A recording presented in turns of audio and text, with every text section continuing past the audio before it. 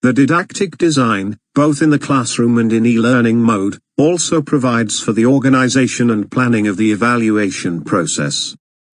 The aim of the didactic evaluation is to verify that the training objectives set have been achieved. There are often two types of assessment, formative and summative evaluation.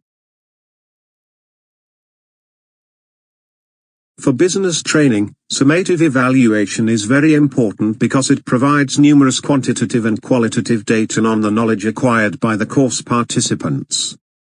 In fact, these data allow us to measure training performance and, above all, to verify whether the investment in training has generated an effective improvement in the company.